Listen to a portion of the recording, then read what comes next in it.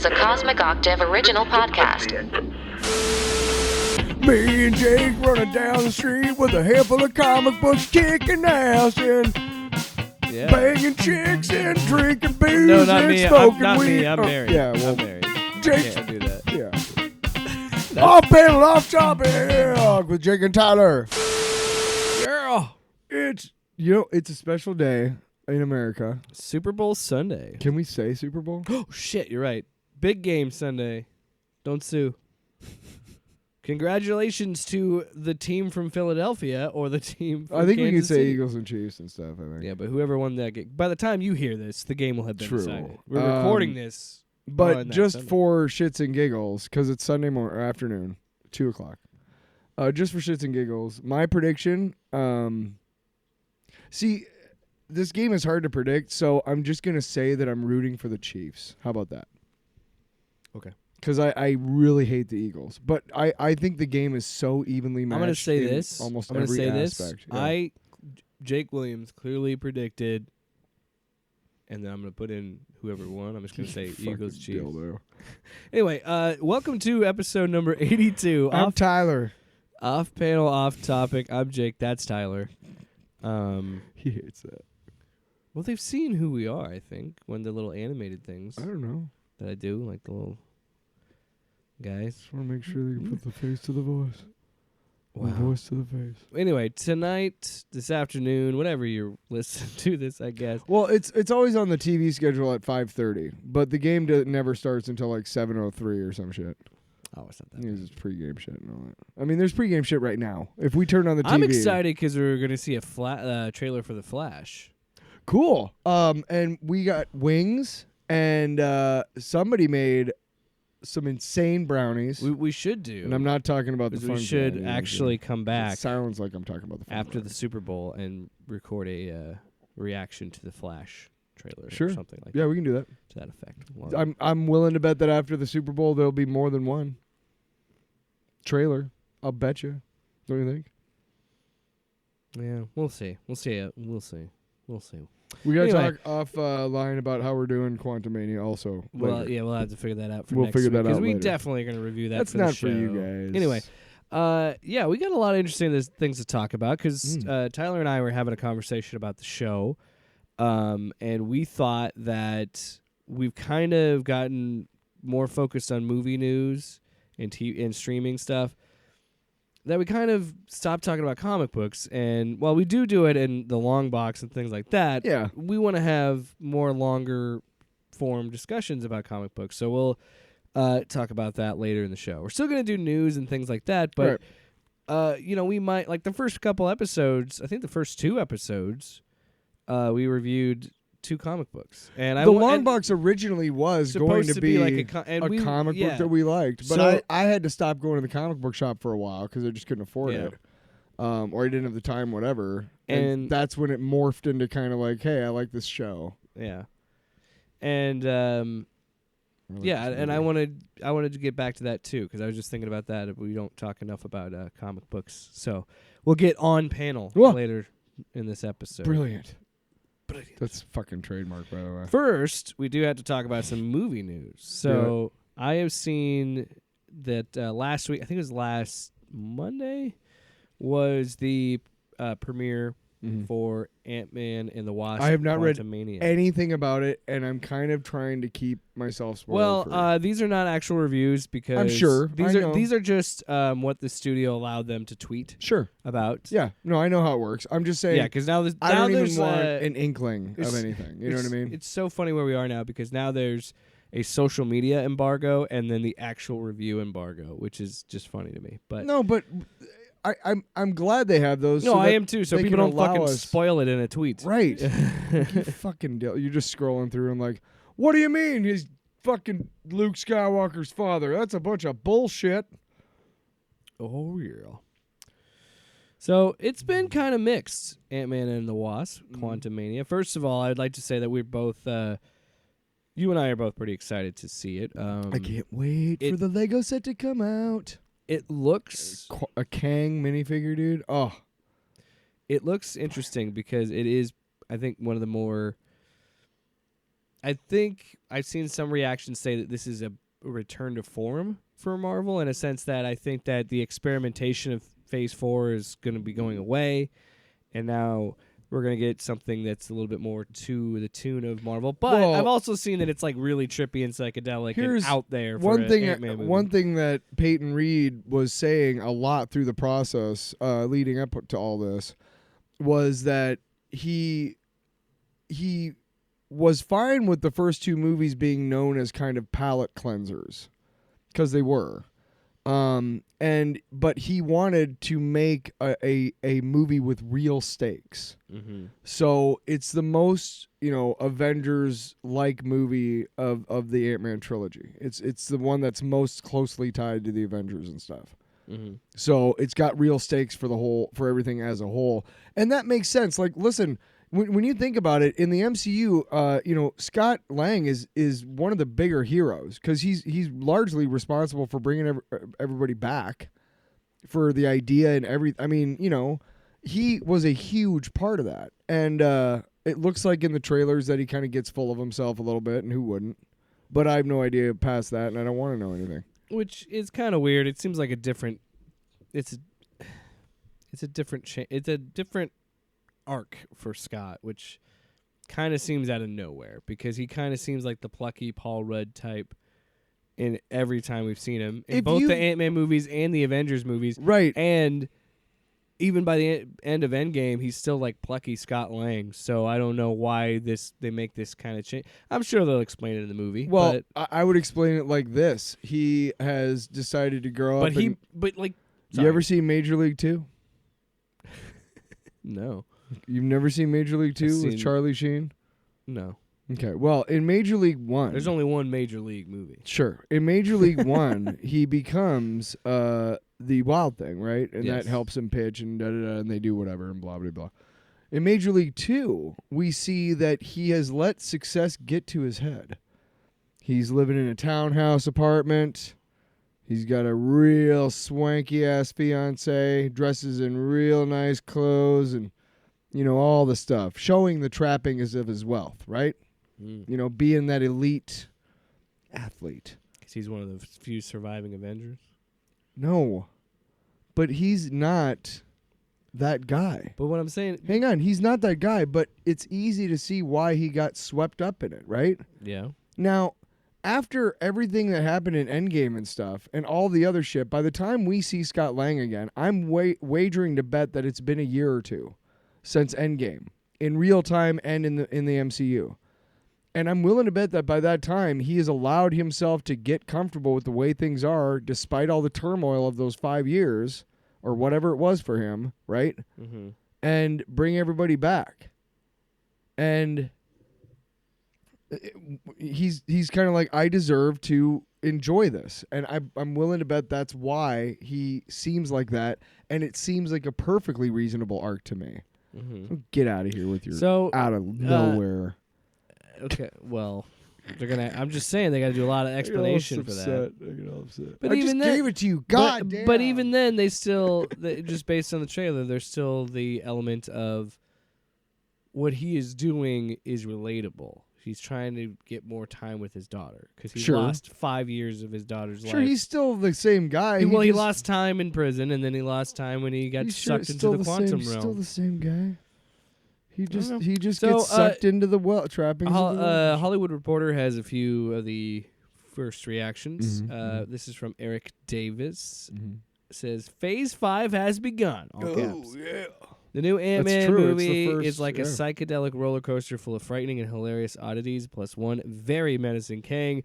Big Star Wars vibes meet the MCU. Star Wars is all caps. At its freakiest and most innovative.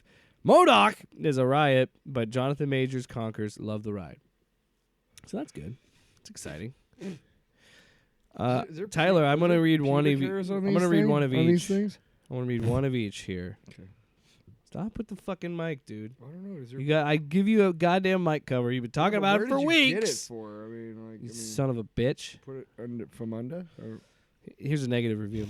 Hashtag Ant-Man and the Wasp Quantumania has way too much going on. Mm-hmm. It's tough to connect emotionally to any of it. Jonathan Majors Kang is a charismatic, intense baddie and visually awesome, but the threat he represents is too abstract.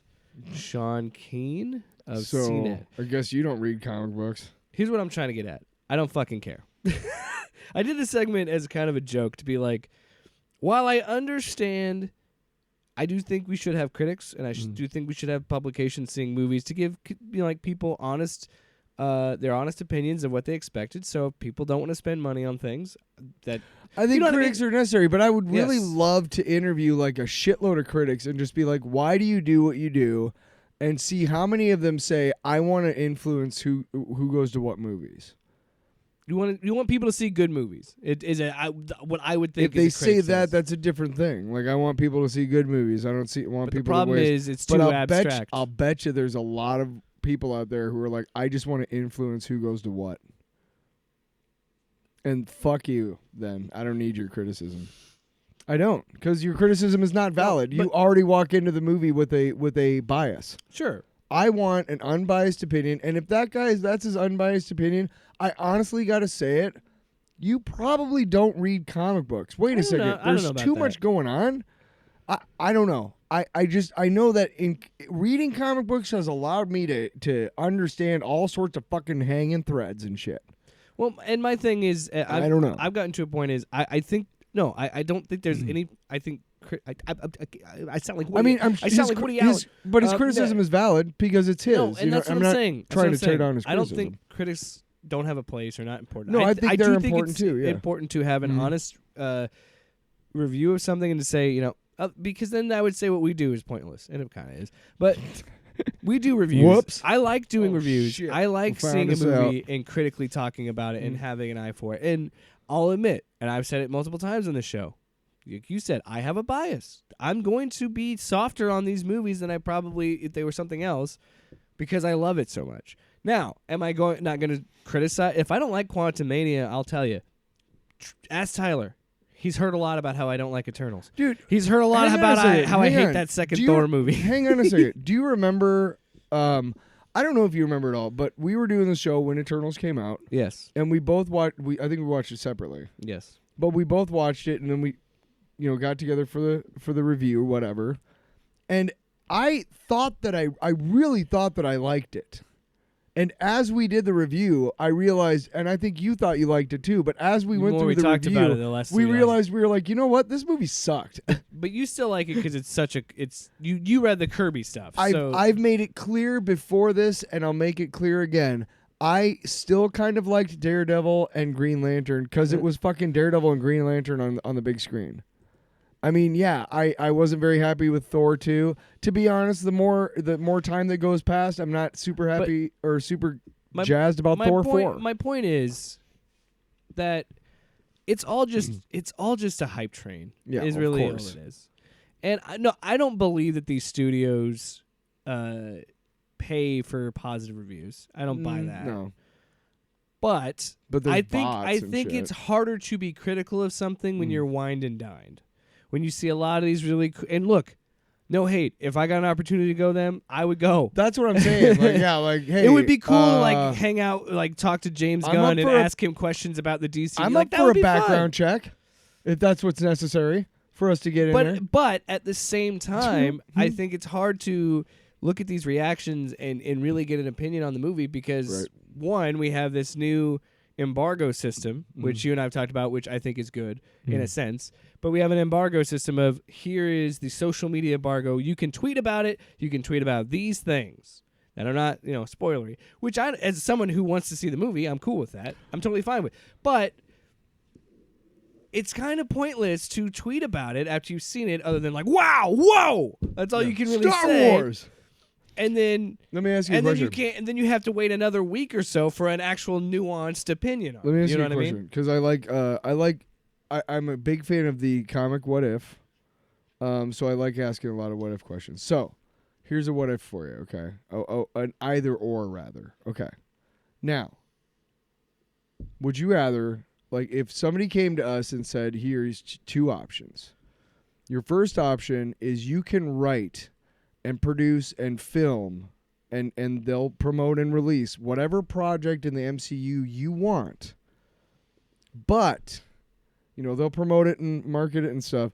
But if it's not good, if people don't like it, you're through. Yeah. Or, I mean, of course, if it does well, you can do more MCU shit, whatever. Or, for the rest of our lives, we have VIP journalism seats to every premiere, every comic book premiere.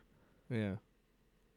For the rest of our lives, no matter what we do. Even if we show up drunk and fart for 5 minutes in front of the actors, they can't kick us out. You know what I mean? Yeah. So the one is a way more reward, but the risk is greater.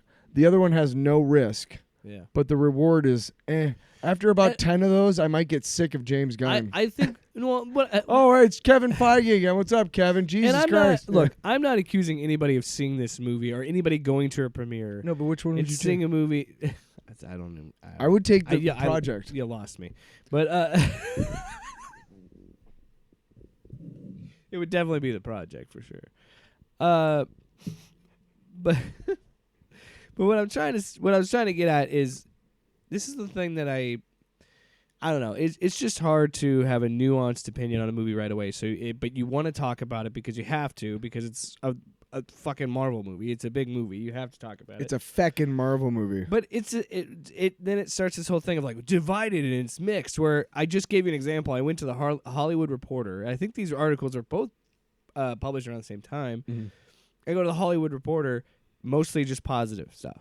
Then I go to the Wrap, and it's like, oh, it's got mixed reactions, and it shows mostly negative stuff. And I'm like, this is all it's doing, is they're all just cycling in and out. And then... So, in the grand scheme of things, and sorry again, to say, critics really don't mean anything. No, that is not... what? No. Oh, I'm just... That's what I'm taking from this. Whoops. That's the sound of a million critics then you firing up their laptops. Tyler. Oh, really? Tyler. Motherfucker. Tyler, only if you can admit to me that we are not critics, and we totally are. Because we do reviews. The only reason I hypocrite. I was gonna say the only reason I went Dracula on you. I was gonna say right. Hypocrite. The only reason I don't consider ourselves critics, this is what I was gonna say, is because we also create things. But you don't think fucking Roger Ebert wrote a shitload of screenplays? Yeah, that's stupid. I made a bunch of screenplays. Well, yeah, that's good, Roger. No, I'm just saying that, like... You know what I mean? Like, we're the same. We're still critics. Just because we produce content doesn't mean we're fucking not critics. We do produce fun content, though. Stay tuned for On Panel, On Topic. Coming up later on in the show. That's called a tease. No, all I'm saying is, like, it's not even the critics themselves or anything. I'm not saying that at all. I'm just saying I just hate social media is really what it is. Yeah, me too. Because I'll segue into this other topic that I forgot to mention to you that I want to talk about. Because for the last few days, there's been rumors all over Twitter, all over the sections of Twitter that I'm in, the comic book and, like, nerdy shit, video games, all that. Was ablaze because there was a rumor that a former Batman was going to return. That's not Keaton or Affleck. That was going to return in The Flash and now be the DCU Batman. And then it went from that, so it would have been Val Kilmer, Christian Bale, or George Clooney. Val Kilmer obviously isn't going to do it.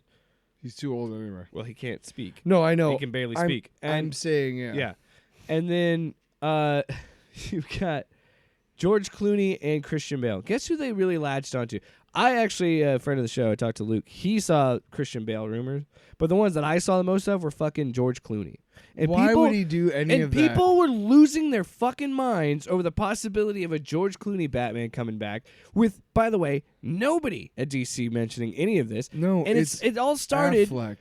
It all started because of these fucking scoopers. These Fart Cooper. These YouTubers that keep trying to get all these sources and inside sources and scoops that yeah, we don't try to get scoops. They do shit like this again, much like what I was talking about with the early reactions to a movie with the tweets. It's like, right, you got to spin those clicks, spin them, and get that narrative going. You got to get that. So the last 2 days, people are losing their fucking minds over Clooney coming back as Batman, and I'm just sitting here like, And I tweeted it. I go, this is why I equally love and hate this site. Because nobody said specifically that George Clooney was going to be that Batman, to where James Gunn finally had to step in and say that's ludicrous. It's going to be a new actor. It's not going to be George Clooney. Hey, so let's talk about George Clooney a little bit. He did a little movie called Syriana.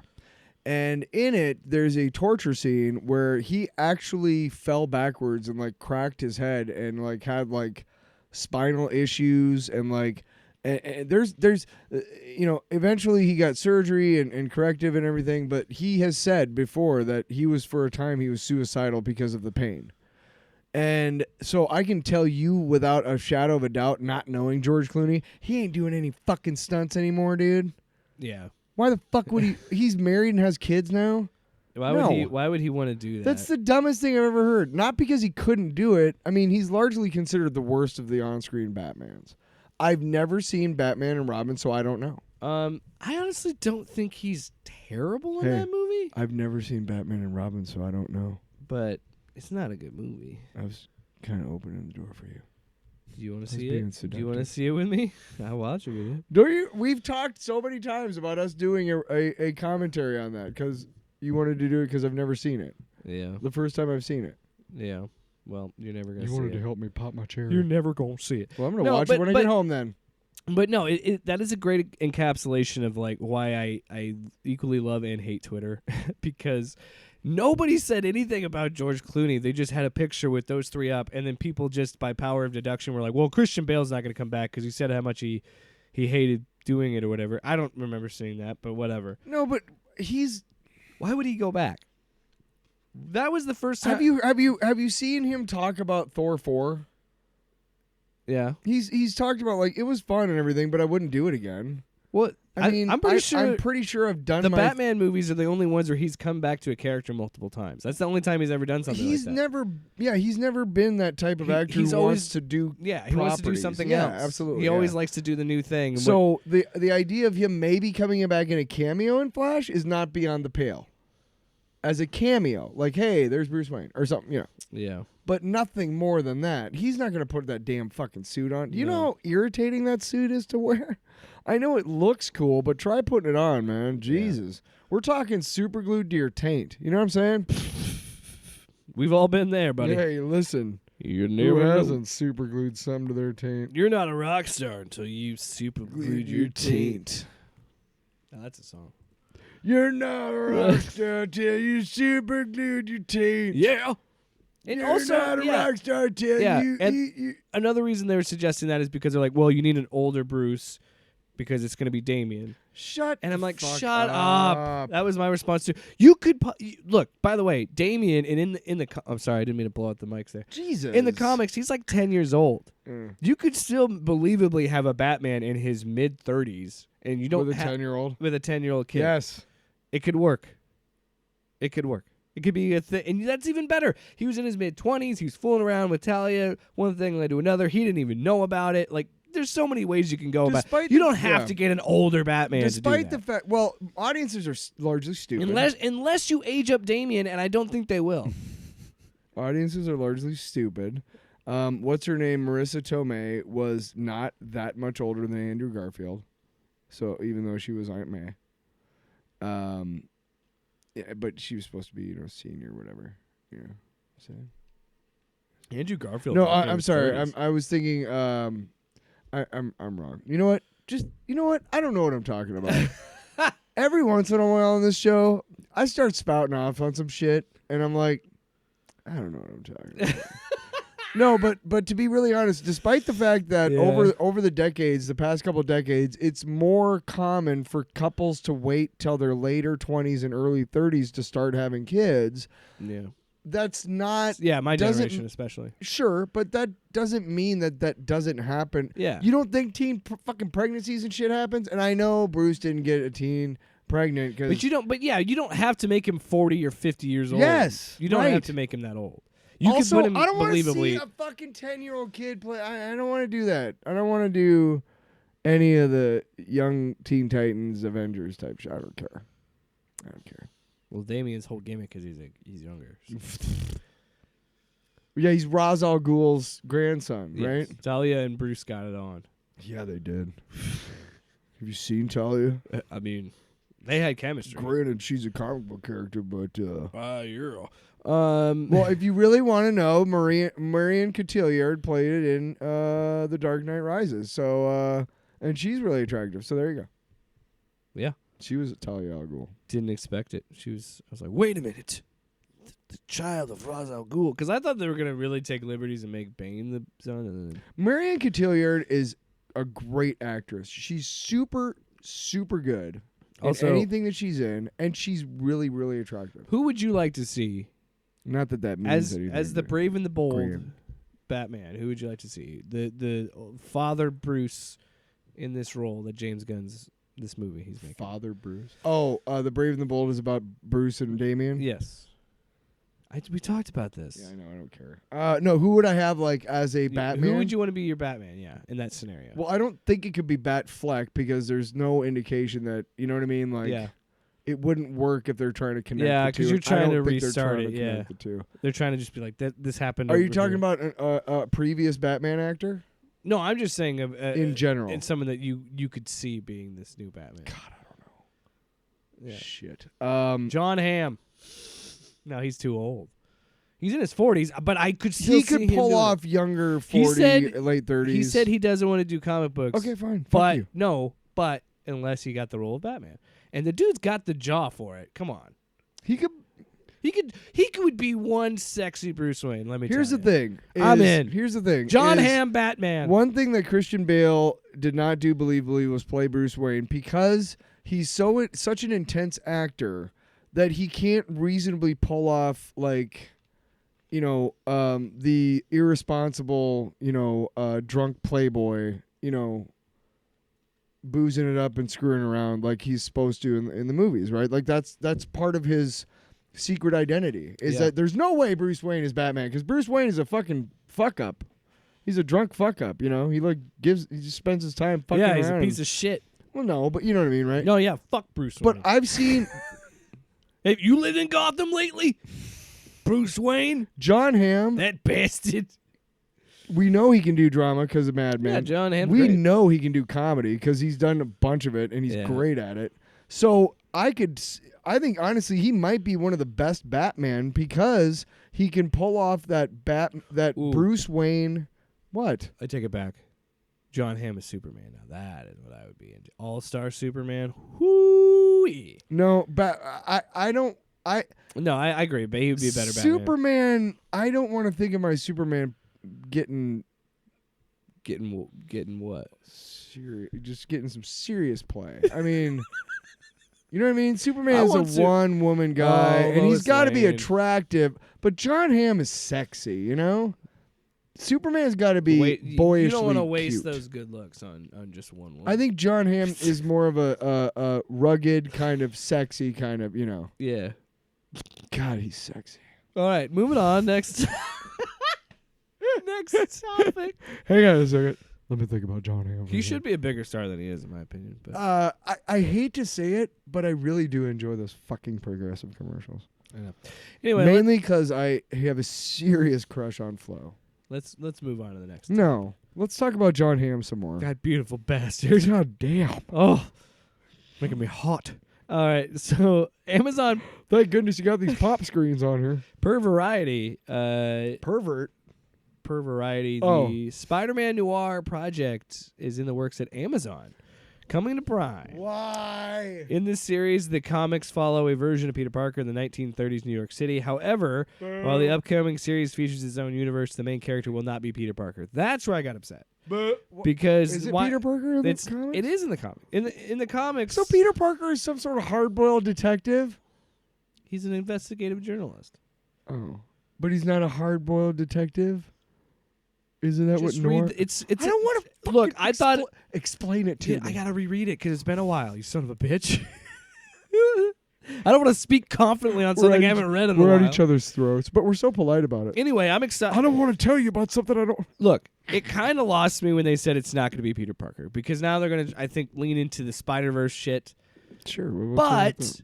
But if Sony would have just started doing this in the first place, you have a Spider-Verse. You can do so many spider characters, but yet you still want to make fucking Morbius and Kraven, who's a pacifist, who doesn't kill fucking animals. Good luck. Anyway, excuse me. However, I could have burped away from the mic, but I burped into the mic because fuck it. So He's just going off. the new report does not indicate who the central character might be.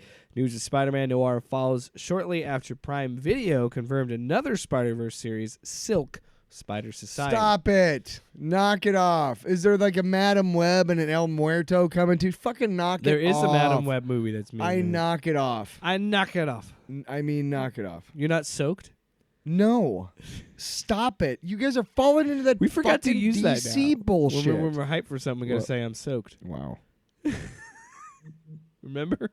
No, I just watched that SNL skit with Pedro Pascal as the teacher. I haven't seen that one. Oh my God, we have to watch it after this. It's so. But anyway, He's like, I'm also gonna ban TikTok scam videos or whatever of faculty members. Fine, I don't want to talk about it then. No, listen. No, I want to talk about Spider-Man Noir because this is losing me. Like I was really excited at first, Right, well- but the more I read about it, the less excited I got because they're not doing the story I thought they were going to do, which was the Peter Parker story. That's the comic book. Now, are we exactly the same as those douchebags that we're railing against who By are the- like, that's not the way the comics go? By the way, it's also live action. I don't know if I pointed that out, but it is It's live fine. action. It's fine as long as it's black and white. But yeah, we're not. I'm not saying Don't that give me a color Spider-Man noir. I don't have any problems with adaptations. I like adaptation. Can we hold on a second? I don't want somebody accidentally taking what I just said. I don't want a Spider-Man noir that's in full color. I don't want that. That could have been heard way differently. Like I don't want to. Jesus. I don't want anybody taking that the wrong way. You So don't what like I meant Miles was Morales? I want it black and white instead of full color. Yeah. But I suppose if you wash out the colors like they do kind of like on Gotham or something, maybe. Yeah. I hang But a I'm purchase. not. Look, like again, I'm not against adaptation. I'm just wondering what they're gonna do with this. 'Cause Yeah, it's not gonna be you're right. one for one. The and comic book and series. that's kind of the point I was trying to make. Like we are often, railing against these guys who are like, "Well, I haven't seen anything about it yet, other than what I've read, and what I've read is terrible." Like, oh man, I don't want to be like that. yeah, it's woke. No, it's literally it's a character that I have no connection to whatsoever. I thought Nicolas Cage did a good job. He's not even gonna be in Beyond the Spider-Verse Why? or Across the Spider-Verse or Beyond the Spider-Verse. Who's Spider-Man Noir then? I don't know. I don't think he plays a central role in the sequel. I'm sorry, Tyler. I didn't mean to give you that news. Fuck you, Hollywood. You are nothing but garbage, yeah. Hollywood. Nothing but garbage, guy, huh? Yeah, that's Holly woke. whoa. No, but I am excited that they're branching out and doing something a little bit different and doing a character that people a lot more people are familiar with because of Into the Spider-Verse. But Sure. I'm excited for them to see, excited to do something different with this character. Sure, So, sure. although I would like to have seen the comic book that I read, I'm not, against adaptation. Sure. Last thing I wanted to talk about before we get on panel on topic Whoa. is AMC theaters pissing me off. So they introduced a new tier system essentially for their ticket pricing. Mm-hmm. So essentially, it is value sightline seats, or what they're called. Those are the ones in the front row. So here we go. This is from the New York Times. Under the new system, the most common seats available, the standard sightline tickets, would be priced as traditional movie tickets, AMC said. If you're willing to crane your neck to see the screen, you'll be able to pay less to sit in the value sightline seats in the front row. Some accessible seating for people with disabilities will also be priced in the value tier, and to access the value tier prices, people must register with the AMC loyalty program, which includes one free membership tier.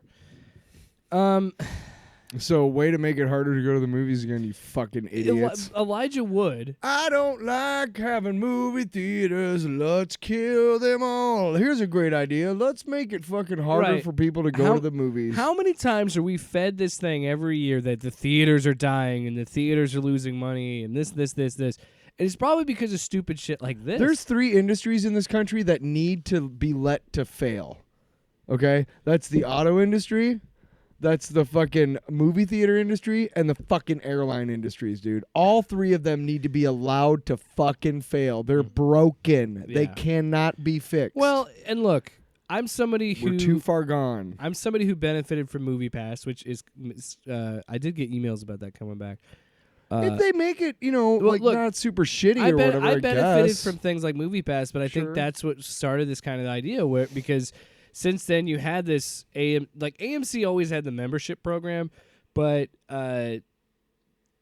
when we first signed up for it, but it was just like shit like free popcorn or free large drink. I have a Fandango account, which is cool because you put your movie on or you put your phone on airplane, and then like at the end of the movie you get like a. But then after MoviePass started taking off, or you collect points, yeah. Then they started introducing their own subscription model, and it was like the value of it is it's not you sustainable. you could see 3 movies a week. It was like one of the values of it. And I'm like, who the fuck goes to the movie theater 3 times in 1 week? I know some people, but not. Yeah, but chances are they're probably even if I had nothing to do with my probably life, they're I single. wouldn't go to 3 movies a week. Probably they're single, or they don't that- have a kid or something like that, or something that they could just do like before. By the end of February, you'd be looking at the real shitty movies because you have no other movies to go to, or you're watching movies multiple times. Before we had our kid, it tapered off more and more, but we used to go when we like a little bit ago. Well, you guys live right next to a theater too. Well, though. when that was really handy. When I was in Lincoln, we would see movies on Thursdays for $5 because there were and these would be like brand new movies. Like I remember seeing Captain America for $5 and fucking reclined seating. Like this is awesome. Now we've gone from that to fucking value sightline. You know what? Shit. Hang on a second. If you're living in Des Moines, I don't know if they still do this. Look it up. But if you're living in Des Moines, Cobblestone Theaters, okay, over on 86th, they used to have a Tuesday special where it was like for anybody. It was like $5 and like $2 popcorn and shit, and it's fucking crazy. It was great. By the way, is there anything better than fucking movie theater popcorn? I want some right now. Fuck. Yeah. So the seats in the middle of the theater will become preferred sightline tickets. The extra cost of these tickets will be waived for members of AMC's top-tier loyalty program, the A-List. See, this is what I mean. You're gamifying the fucking theater. So, you know how, like, have you ever heard of the Roman Empire? And you know how it, like, fell? Yeah. Okay, well, here's the thing, is for most was of that was that a movie directed by... Oh, damn it. The TQITD thing didn't work. Pew Pew Quip, Pew Pew Quip. I love that guy. Pew pew quip, pew pew. That's quip. how the Roman Empire fell. It was aliens. They came down and they were No, like, they hey! Pew pew quip, pew pew. Quip. No, they kept making wisecracks when they were fighting. Oh, yeah? Yeah. No, but for most Eat your ass. for most of the Roman Empire, they were very good about social programs. And as the empire got closer and closer to its ultimate fall, a lot of the factors, one of the big factors that was involved in the fall was people moving outside of the Roman Empire because the social programs had stopped. They had the politicians had largely abandoned the democratic model that they had, and they had largely gone to like this model where they just fucking ripped off the government for everything they had. So there was no money left for anybody else. And that's exactly what's going on right now. Mm-hmm. Is there are a lot of people in this country who have way more money than they ought to have. And they are unfortunately siding with the fuckers who have kept the man down, the man who has kept us down all these years. Well, I gotta ask, is streaming really breathing down the neck of theaters that much? When you think about how Avatar hit $2 billion, hit what it was trying to do with $2 billion, you see things like that. Like, I'm sick of this narrative because I've been hearing this narrative for years that the theaters are dying and they're losing. movie theaters will almost always exist. Dude, we had fucking Nickelodeons back in the old West. Sure, Like we've sure. had this idea But for a long time. I don't right. think they're going Okay. anywhere, and I'm Okay. sick of using this idea But that think- streaming is breathing down their neck. Think about it like this, though. Avatar, right? When did that come out? November or December? December, Okay. Now like right it's, around Christmas. it's February. And the end of February is when Quantumania comes out, right? Okay, so what you're telling theaters, Next week. what you're telling theaters essentially, and I am the person who said they ought to be they ought to be allowed to fail. Fuck them. No Yeah, more, I don't no have more a- fucking bailouts for this shit, or price increase. Fuck you. But what you're saying to theater owners, and they're beholden to shareholders just like everybody else, and we've talked about this, how it's not sustainable. You're telling me I got this movie in December, which might carry me to this one in late February. Yeah, And then I need one. you're depending on it having legs. Hopefully yeah. that late in February, because those are the only ones that really have legs these days. Those regular movies, I don't go to see them. I never really did anyway. But certainly now, and as somebody who loves these, adaptations and these comic book and all Yeah. these things, I love them. I do know that it's crowding a lot of stories that maybe are original stories yeah. out of the market. and it's also And that's sad. okay. So while I do think in some capacity, look, I'm not denying that this streaming and COVID and the repercussions of that have hurt theaters, and people Sure. have lost their jobs, and that's shitty. That sucks. Sure. But yeah, usually the But people on the bottom. When you have to make layoffs, which I'm pretty sure didn't AMC lay off a bunch of people, and now you're introducing this plan.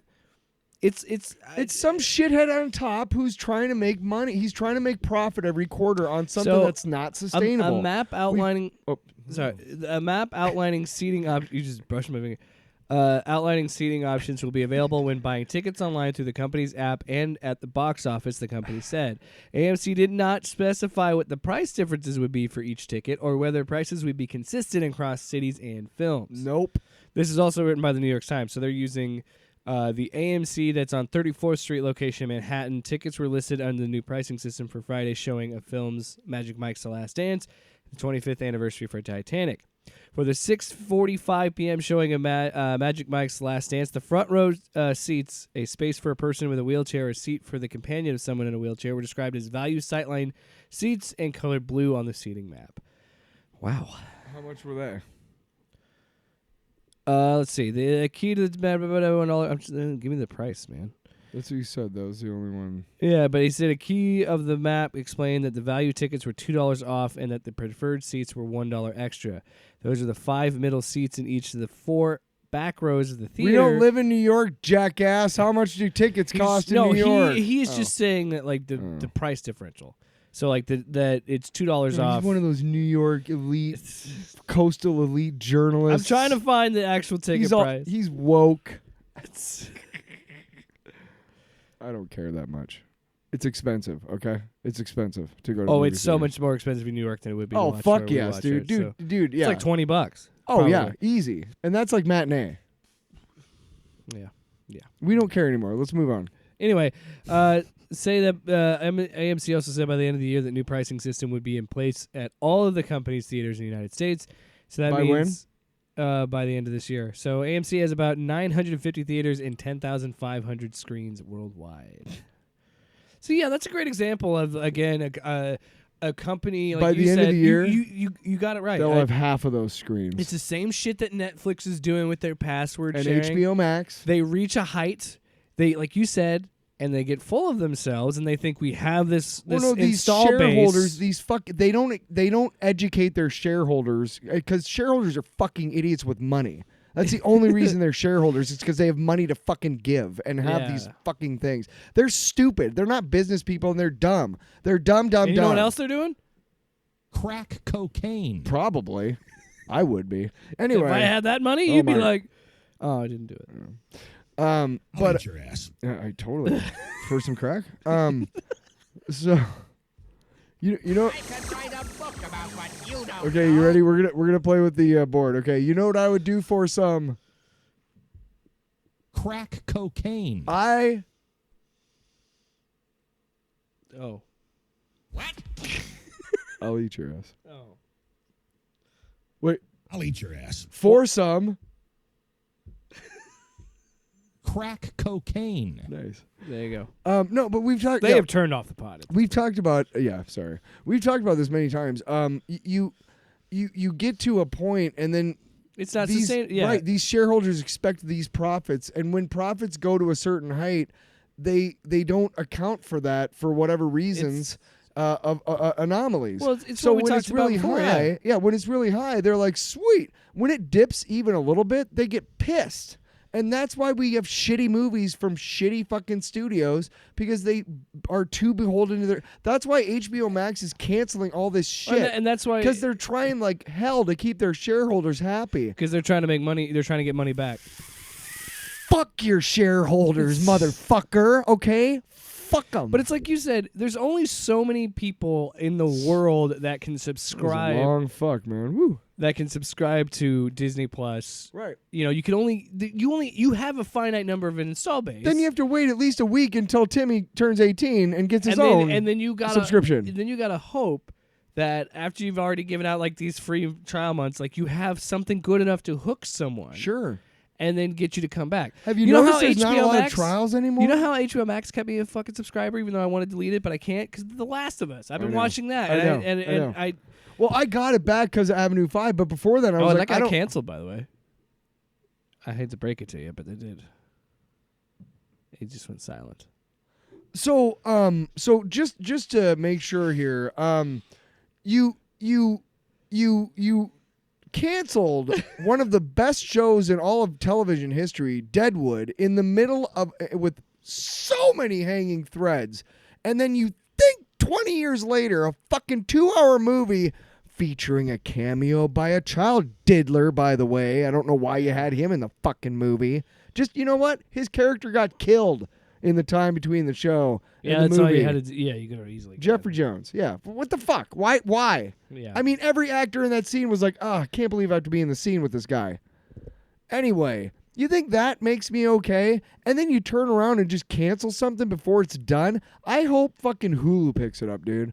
I would love to see Hulu just shit all over HBO Max. Fuck HBO Max. I hope Hulu buys all the Adult Swim shit and buys all the Looney Tunes shit and says, you guys, when they walk out of those HBO Maxes, in the HBO Max offices with those IPs in hand, I want them to turn around and look at all those fucking fucksticks in that boardroom and just look at them and go, you don't deserve these. And just turn around and walk away. And then you light up a pipe and Crack cocaine. Fuck yeah. And then there's an orgy in the boardroom because that's what they do. I'll eat your ass. Mm-hmm. and then you a lot of that. And then you Eat that beaver up. Wow. Oh, my Lord. Love the that's guy, you in the yeah. background. No, but no, seriously, like HBO Max, you literally you don't deserve the IPs that you have because you suck. You suck and you're terrible with your. I mean, you are setting your entire goddamn studio, your entire company on the backs of a fucking a franchise created by a transphobe. You fucking morons. I mean, that's So I'm taking it you're not Harry playing Potter. Hogwarts Legacy? Harry Potter is our tent pole. Oh my God, really? No, DC is now. It should have been. Anyway, Yeah, we'll see. AMC. We'll see how much rope we'll they see give how James this works Gunn. for AMC. But based on what I've seen unanimously on Twitter, people don't like it. People think it's stupid. I do too. Yeah. Even 'em. Elijah Wood tweeted about it. An actor, just straight up said this was one of the most democratic places. It sounds a little like high-minded for this theater situation, but it's true. Yeah, that, it is. like you and I talked about, everybody pays the same price. We go in, you pick your seat beforehand. First come, first serve, though. But yeah, it's that idea of you get to the theater, you spend the same money as the guy next to you, you see the same movie, and you go about your day. Dude, and now it's different. Now it's like, but I want to sit in the middle, so... Look, I lived most of my life in theaters where it was you bought a ticket and then sat where you could. Yeah, now it's a norm to have preferred seating. I love that shit. And dude, it is first come, first serve. It blacks it out. as soon as it's sold to somebody. You know what I mean? It's still the same idea. Yeah. Right, but that's cool. That's cool. That's just okay. guaranteeing that you Now, have this spot. Right, but okay. So do I want to go to like 9:45 or maybe tomorrow morning? Do I want to go earlier Right, so I right. don't have to pay an extra $3 to sit in a site where I can Right. actually see when I can actually be centered with the fucking Before we move screen. on to the on-panel, on-topic stuff, I just want to ask you a question. What was the name of the coach for Nebraska that got fired after like a 10-win season? That hubris that you guys showed. Do you remember? Was it Osborne? I'm mouth full. I know. I'm Was gonna click it Osborne? What? No. Solich? Yeah, solid. Okay. And how much that hubris cost your university as a brand, as a, just as in so many ways. You know it. Every fucking Nebraska fan knows it, right? I guarantee you the first 2 or 3 years of DC stuff from James Gunn is going to be fucking amazing. Even the shitty shit Why is are going you to be still better. on Warner Brothers? Hang I'm on talking a about second. AMC. Because it's going to be fucking amazing and critically lauded, commercially successful, all this shit. And you know what they're still going to do? They're going to fucking yank the plug out from them, dude. Garen fucking Teed. No. Yes, they will. No. Yes, because some dipshit in a boardroom is going to be like, I can do better than that. Just like some dipshit in a boardroom in Nebraska that year said, we can do better than 10 wins. No, you fucking can't. Okay. Says the guy whose favorite team hasn't won a national championship. Fuck my... Yeah. I don't care about my university. No, you don't care about nothing. I'm a nihilist. We cut off your Johnson. Get some Pannkuchen. Nice. Anyway, So wait, so what do we think of the AMC pricing thing? I think it's You are nothing but garbage, yeah. Nothing but garbage, Gaina. And I also... and I look, I will not. I will make sure to go out of my way not to go to an AMC theater now. Yeah. Just because fuck you guys. You know how I feel about it? You want to do some more? You want to beat that beaver up? What do you want to do? I think it's shit. What? You're like, which ones of these work? Crack cocaine. Sure, that's great. But It's Tarantino. I could write a book about what you don't know. That's the intro for On Panel on Topic. Speaking about books. Yeah, see? One more time, everybody. Comic books. I could write a book about what you don't know. So we started kind of talking offline. I had this great idea for a segment which wouldn't have really been that compelling. So we didn't end up doing it, but it came from an idea we've talked about for a couple years now of attempting to involve a local comic store. Like, hey, we'll mention you on the podcast for like one free book a week that we review. And my idea was to get a book that I wouldn't normally read, like an independent or a DC, something like that, right? No, I'm serious. I know, it's just funny because you just really don't read DC. I don't even look at DC because nothing interests me over Which there. is funny because it's how we're different. Because I always read DC books because I actually like some variety. I don't like the same Marvel shit. And we're also going to, on our first episode of On Panel on Topic, we're not only going to review a comic book, but we're also going to talk about how we consume comic books. We're gonna eat them. Mm-hmm. We're going to shred them down. Live on air. Shred them down. So the one I brought is Storm and the Brotherhood of Mutants #1, and it is the second part in the Sins of Sinister crossover happening right now in the comic books. And what's going on in the comic books is it's basically an alternate future where Sinister has taken over everything in the as far as Krakoa and all that stuff goes. Now, for those of you who haven't read the book, first of all, it's a really good book. It kind of shows, it gives an idea. I didn't read Sins of Sinister Alpha, which is the first book in the crossover, but it's not that hard to pick it up. He illegally cloned Maura McTaggart, which from the Powers of X and House of X miniseries back in the day, a couple years ago, that was like the big thing, is that she had the mutant power to reset reality when she died. Mm-hmm. And so Sinister illegally cloned her because he's part of the Quiet Council in Krakoa. And they talk about the serpent they let in their garden and stuff because he's Krakoa is kind of strange because it's all villains and heroes living together. Yeah, it's just all mutants. It's as long as you're a mutant, exactly. So there's been some issues, of course, obviously. Well, yeah. I mean, but there's Magneto's all about genocide. there's a I'm just kidding. He's all about mutants. there's a resurrection protocol. Well, Sinister's the only one obsessed with genocide. I'm just saying. Back to your Are story. you done? I'm done. There's a resurrection. So There's a resurrection pool where no matter what happens, if you die, yeah, they could just bring you. right. And we talked about the I can't remember what Way of X, the miniseries where Nightcrawler was trying to start a religion, Yeah. which was fucking fascinating. By the way, who is it? Is it Hickman? That's doing all the. Well, he started it. But he started the Powers of I think X? Dugan is doing X-Men now, but I'm not But sure. Hickman started the Powers of X and House of X. Yeah, right? yeah, he was the one who reset He the started status it all quo on for this the stuff. X-Men. Yeah, That's really and Al Ewing, one of my fucking favorite writers. I'll read almost anything that guy writes. He's just really good. And then Paco Medina has the art. But this is basically the first part, and they're trying to steal they're trying to steal the final or the final Maura McTaggart like clone, and it's in this base and everything, and they go in and chaos ensues. I won't spoil it for you, but it's a pretty good book, and I can't keep up with all the X books. Every month it seems like there's 2 more.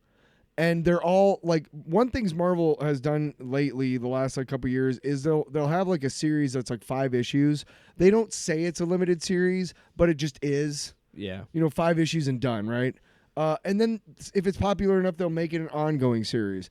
And with the X books, certainly the last couple years, every month it seems like there's 1 or 2 new, and you don't know if it's a one shot, you Yeah. don't know if it's a fucking new series, any of that shit. So to try to keep up with them, I honestly pick up an X book maybe once maybe 2 or 3 times a year since the Powers of X and House of X, because there's been some interesting stuff that I want to read up about. But largely, this is a great way. This is a great starting point. I think it's only $4, which is pretty good. I'm sure How many pages? 22. I'm sure.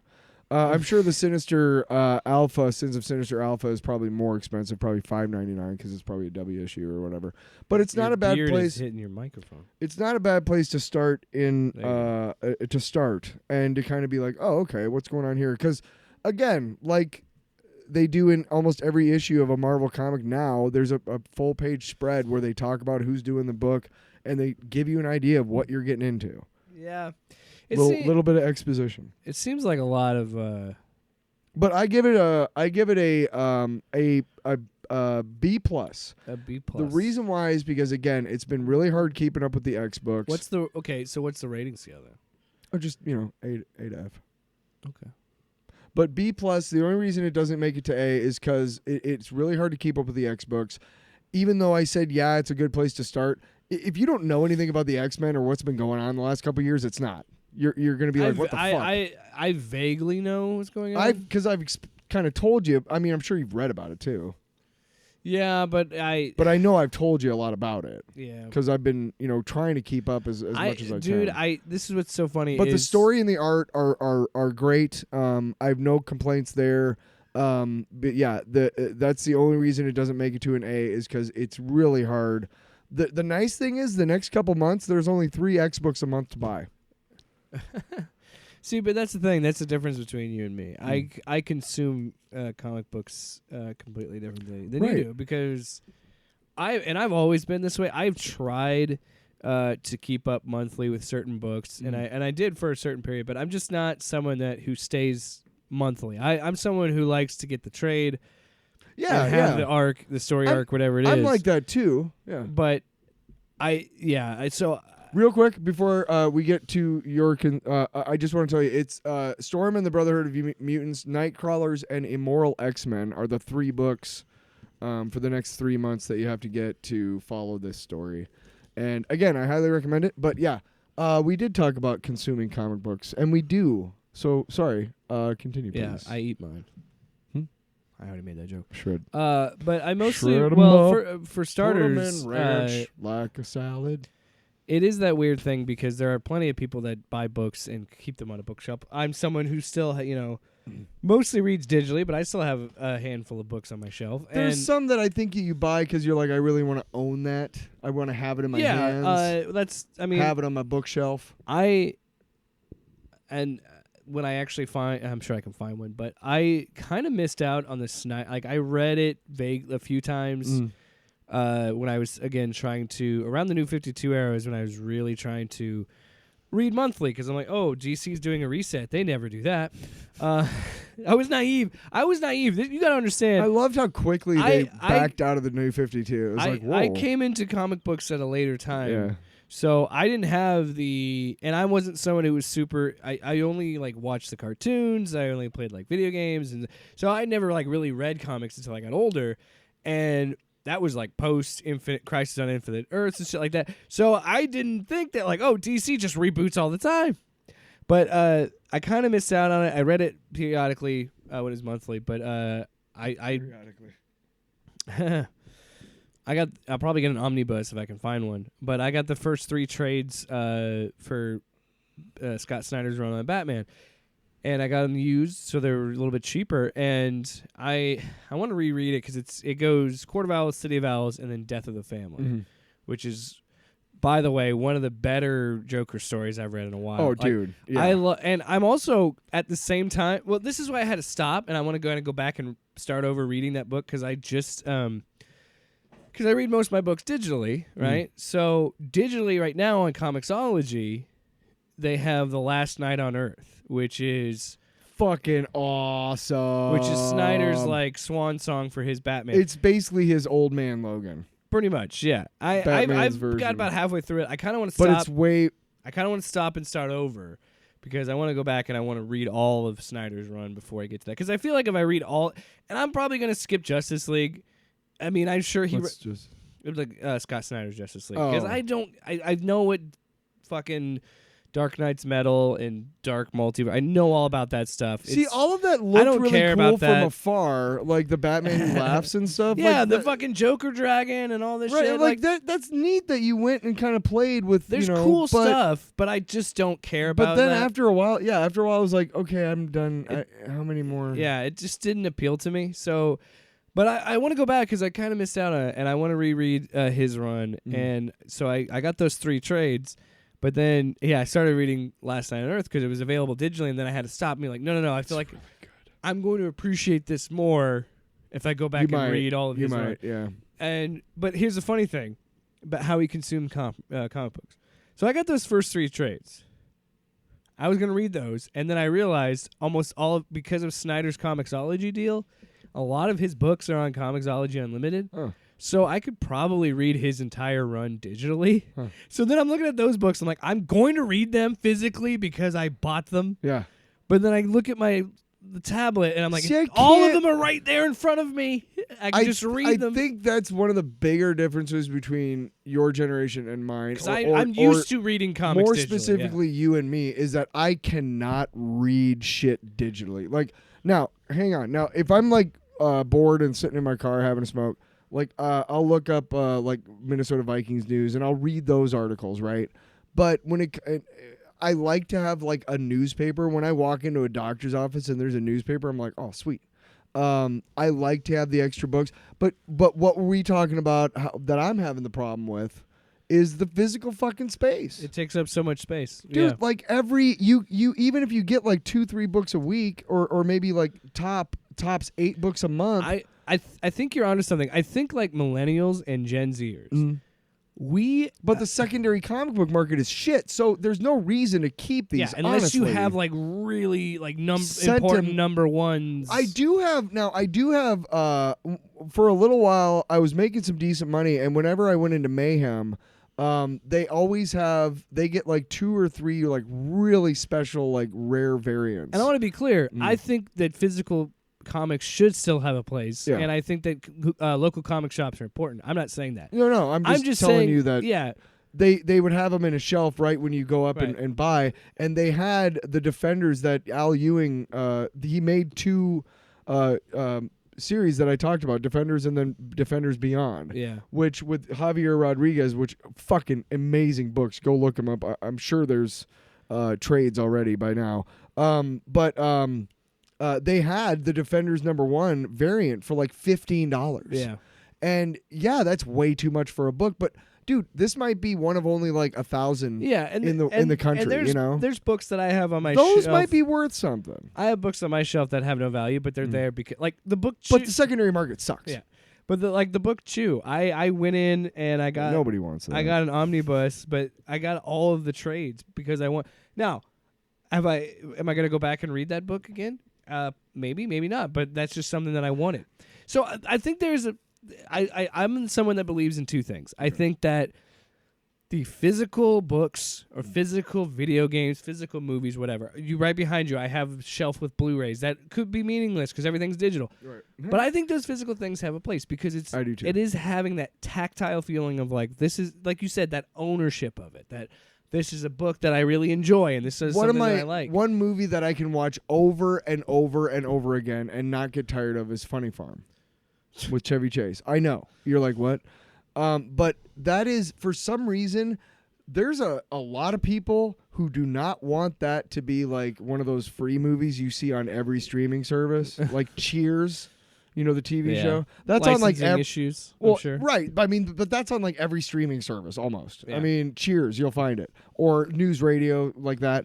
But Funny Farm, like, I can't tell you how many times I'll look it up just to have something on while I'm doing something else, and I have to like pay a subscription. Or, like, I won't. Yeah. But I'm like, what? Yeah. Who the fuck is trying to make sure that people still make money off this movie? It is another thing of just like that But constant. if I owned that movie, Yeah. For years you couldn't find Christmas Vacation outside of November to like or like October to like January in stores, and they knew that, and they said, "Hey, wait a second, we're not going to sell it year round because then we're going to jack the fucking price up." Yep. I got smart about 20 years ago and bought a Blu-ray copy of it, or I suppose it was right when Blu-rays came out. But now you can find it, and it's not that expensive because everything's streaming. But and that's the thing too. It's like everything's digital now, and it has its benefits in my opinion. Like another great example is on Comixology. They had the entire 37 issues of Irredeemable available, and I got to read that whole run. Right. And I think there's benefits to that. But I also think that I do think that you should, if you really, really like a book, I would consider going out and buying it physically, because I don't know, you know, with maybe secondhand markets and things like that, but I feel like when you're buying it digitally, that's directly going to Marvel. That's directly going to DC. And we know they're not the best at paying their artists. No.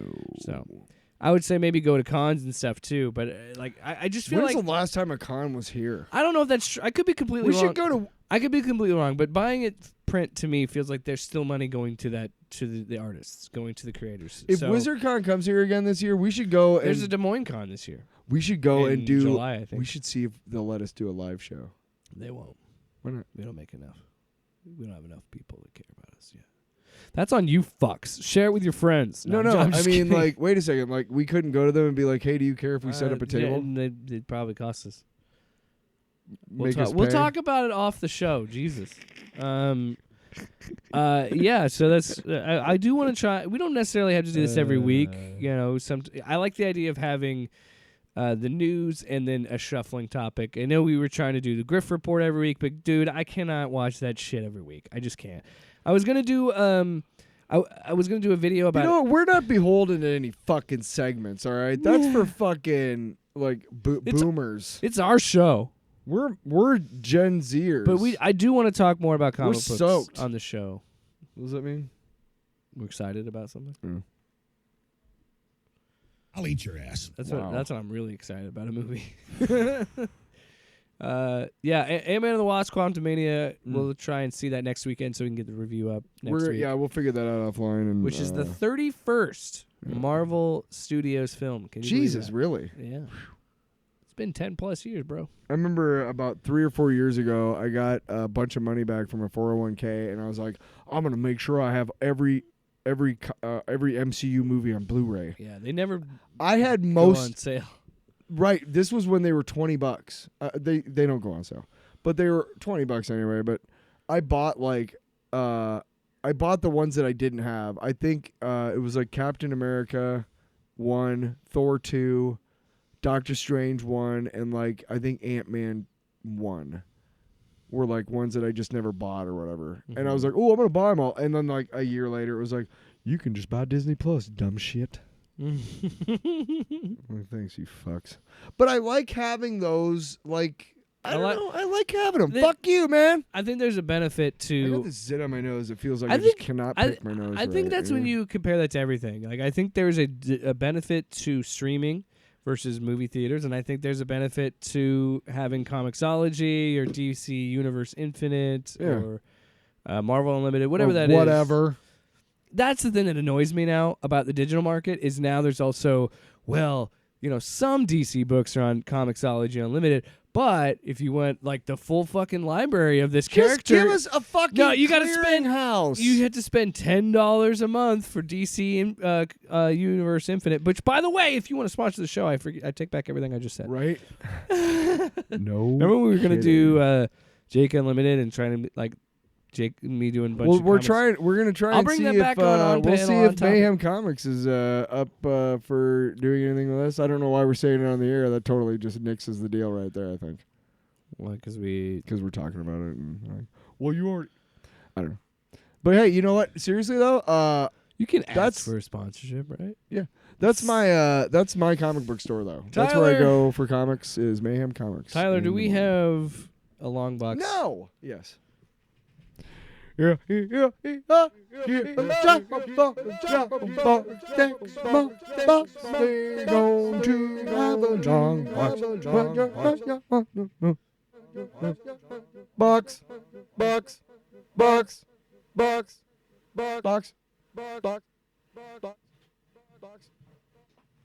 Messed with your head, didn't I? You're welcome. I just came up with that.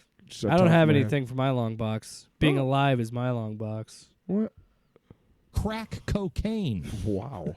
We don't have to do a long box. No, I want to save mine for next week because I'd rather us do, because that's totally fine. We had a lot of other stuff to talk about. I kind of did a long box.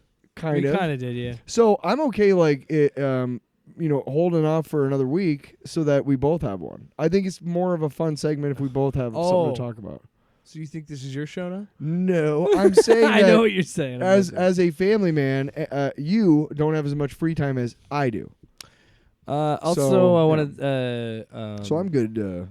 Plus, that's enough content. I want to say ravenous fucks. I want to say thanks to. That's our fans, a bunch of ravenous fucks. The Fandom Menace or the Fandom Initiative. No, damn it.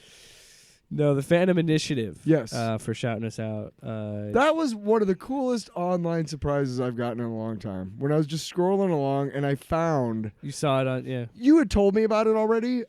You had told me the situation. You had sent me the direct message. Tell them all about it. I want to say hi to the new subscribers. Thanks, everybody. Yeah, thank you for checking us out. Sorry, we hit the power. Lost the recording. No, we were just rocking so hard on our commentary that we blew out the fucking system. Okay. No, I reached out because they just started to do like spotlight stuff. So they reached out, and the Phantom Initiative stuff is just combating the grifters and bad faith people in on YouTube and things like that. It's just we're just trying to expose people that obviously are doing shit for clicks. It's nice to know that there's other people out there that are doing what we're trying to do, and that we're not the only ones who had the idea to be like, God, I'm sick of watching these fucks. Yeah. So it's Phantom Initiative. Yeah, it's there's a couple. The channels that are tied to it, Turf Nation or Actual Fandom, off panel, Organized Chaos. But we do deserve way more views and way more subs. Yeah. So who knows? And we are chill. We are cool guys. Smell our own. That was funny. Anyway, thanks so much for that, Tyler. Dude, that was awesome. Really appreciate that. Oh, now it's not connected. Oh, son of a bee sting. You fuck. You fucks. Okay. I think this is just we were talking about how we're professional. Just can't even get Shit the like that goddamn theme happens. song playing at the right time. What the fuck? Did you see what happened at the Grammys? Which one? The Satanic Grammys with Sam Smith? Yeah, we were talking about that. I thought it was awesome. We were talking about that the other day, and it's like, they just do that to trigger you guys. Yeah, and you remember Lil Nas X? Same thing. Yeah, exactly. Same thing a few years ago. It works every time. I said, hey, Satan's What's in my house. brain? Everybody knows that I'm going insane. I said, hey, what's in my brain? I'm off topic, but I don't know the name. Oh, hey. Crack cocaine. Everybody likes to smoke that shit. I do. That's why Stop the song there. That's why you can't leave me alone in a big city for more than 48 hours. You're gonna smoke some crack. I'm gonna find it. I'm gonna smoke it. Off panel, off topic with Jake and Tyler.